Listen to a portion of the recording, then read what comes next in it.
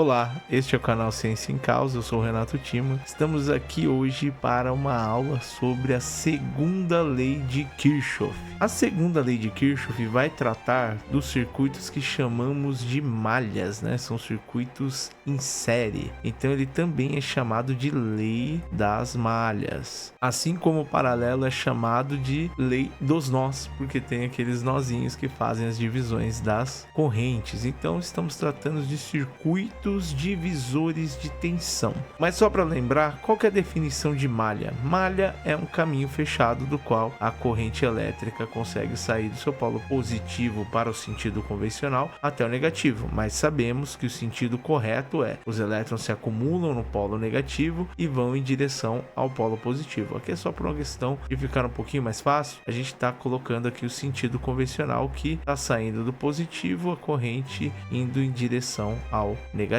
Por se tratar de um circuito série, a corrente é a mesma em todos os pontos. E, como já vimos na aula de circuitos elétricos, e é muito importante você assistir essa aula para entender as definições, o link está aqui na descrição, e o que gera um circuito série? Gera queda de tensão. Mas o que diz a lei de Kirchhoff? Ela diz que a soma dos potenciais elétricos ao longo de uma malha fechada é igual a zero. Isso quer dizer o quê? Que a tensão aplicada pela fonte, se ela for subtraída pelas perdas que foram geradas, que são subtrações do valor dela, vai dar igual a zero. Mas como assim? Vamos calcular aqui para entender isso melhor. Mas observando a fórmula aqui matematicamente, acho que já fica claro. Se você aplica uma tensão, ela se perde em oposições, que são as resistências, ao longo do seu caminho. Quanto maior for a resistência, maior serão essas quedas, essas perdas de tensão. Então ele se divide igual somente se os resistores forem exatamente iguais. O que é esse VRN? Nós já sabemos que esse N no finalzinho, quando colocamos, é um número infinito aí, né, de resistores que tiver. Não importa quantos resistores tem, ou lâmpadas e assim por diante, nós teremos a tensão se dividindo entre eles. Vamos direto para o exemplo para entender? Então aqui nesse circuito, é um circuitinho série, coloquei dessa forma, acho que fica um pouquinho melhor para ver, que aí fica um do ladinho do outro. Utilizando o sentido convencional, sabemos que a corrente é uma só, e ela é a mesma, não temos uma corrente total aqui, tá? Ela é a mesma ao longo de todo o circuito. Então, saindo do polo positivo até o negativo, pensando numa questão do sentido convencional, nós temos a mesma corrente, então mesmo valor passando em todos os resistores. Para o nosso desenho não ficar tão bagunçado, vou colocar somente um I aqui, tá? Para que não fique muito poluído. Então nós sabemos que na fonte aqui está saindo um I, depois a gente põe o valor dele aqui dentro do circuito. E a tensão da fonte ao longo do caminho vai gerar o que? Perdas, ou seja, quedas de tensão.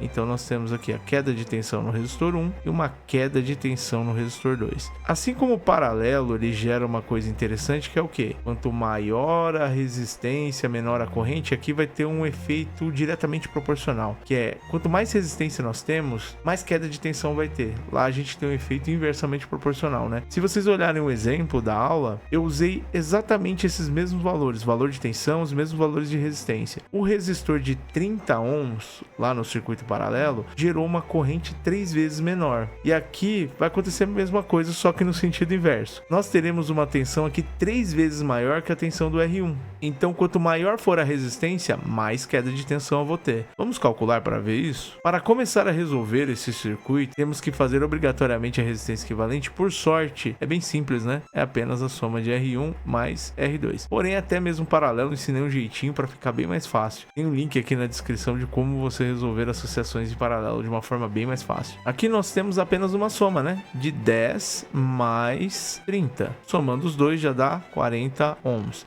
Terminei o meu cálculo. O que eu faço agora? Redesenho o circuito. Já venho falando há algum tempo que redesenhar circuito é extremamente importante. Até quem tem mais habilidade necessita enxergar o que ocorreu. Vamos fazer um redesenho para entender como vamos chegar nos valores a partir da lei de Ohm. Redesenhando o nosso circuito, o que nós temos? Nós temos a nossa fonte, que é o nosso VCC de 10 volts, e uma resistência equivalente agora de 40 ohms. E o que nós queremos procurar? A corrente desse circuito. Para isso, vamos pedir o auxílio lá para o senhor George Simon Ohm. E o que ele nos diz? Que a corrente é igual a V sobre R. Mas essa corrente que a gente quer calcular, ela é influenciada não apenas por R1, mas também por R2. Todo o circuito influencia na corrente que sai da fonte. Ah, mas essa não pode ser chamada de corrente total? Bem, ela não é a soma de outras correntes para ser chamada de corrente total, então a gente chama apenas de I. E quais são os valores que influenciam ela? A nossa fonte, o VCC, e a resistência. E o que temos de valor? Quanto que é 10 dividido por 40? Nós podemos fazer isso aqui, né? Cortar. E nós temos aqui 1/4. E quanto que vale 1/4? A gente já fez essa conta algumas vezes em outros vídeos, hein? Então, acho que você já sabe. É 0,25. Só que estamos falando de corrente. Qual que é a unidade de medida?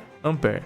Cabe conversão? Obviamente que sim. Transformando esse valor multiplicando por 1000, a vírgula vai se deslocar 3 casas. Ah, não tem nenhuma casa aqui. O que vai acontecer? Vai aparecer o zero. Portanto, nós temos 250 miliampere de corrente para este circuito. Então vamos colocar o valor aqui para que nós não esqueçamos. 250 miliamperes saindo desta fonte geradora. Conhecendo agora o valor de corrente, a corrente ao passar encontrará uma dificuldade. E essa dificuldade, se eu colocar mais tensão, terei maior fluxo de elétrons. Mas ele vai sentir essa dificuldade ao longo do caminho, mais em um resistor do que no outro. Qual que terá maior retenção dessa força? O resistor de maior valor, no caso o R2. E o R1 terá uma retenção menor. Mas vamos analisar isso no cálculo para ter certeza se a nossa ideia está funcionando? Mais uma vez pedindo ajuda para a lei de Ohm, nós temos que V é igual a R vezes I. Eu vou repetir esse processo porque a gente vai utilizar isso mais de uma vez. V é igual a R vezes I. Mas quem eu quero calcular aqui? Eu quero calcular o VR1.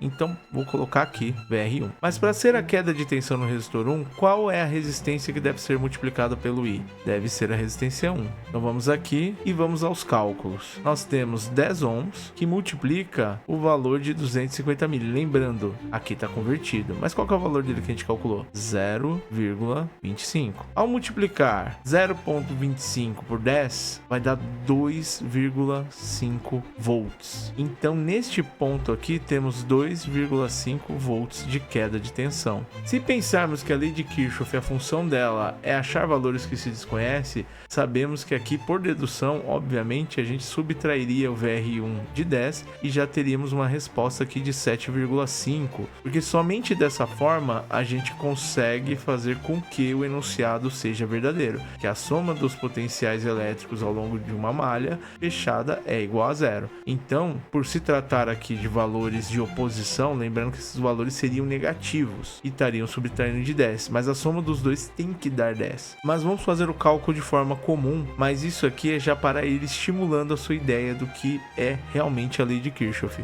Então nós queremos calcular o VR2. Para calcular VR2, precisamos da resistência 2, multiplicando pela mesma corrente, porque é um circuito série e a corrente é a mesma em todos os componentes do circuito. Então temos 30 vezes 0,25.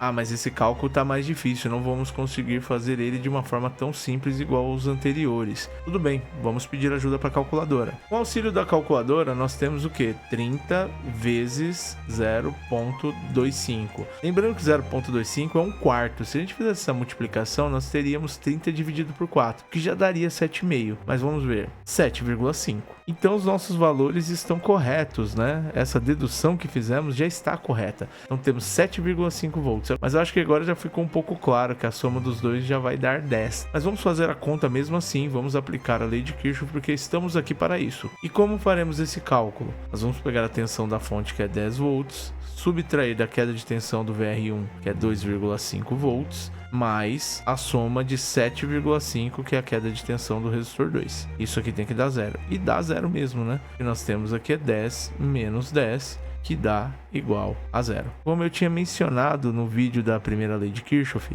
a função real das leis de Kirchhoff é achar valores que se desconhece, da forma que eu fiz aqui, a partir de uma equação do primeiro grau. Eu fiz isso de uma forma meio que intuitiva, mas depois vamos fazer alguns exemplos, deixará mais claro essa questão de como funciona a equação do primeiro grau junto com a lei de Kirchhoff, principalmente se a gente colocar mais fontes e assim por diante, deixando um circuito mais complexo. Eu vou ficando por aqui, compartilha esse vídeo com um amigo, já falei para vocês, seja que está estudando engenharia, vestibular e assim por diante, não vou ficar repetindo toda vez essa mesma frase. Curta, compartilha, comenta aqui embaixo o que você achou e até o nosso próximo encontro.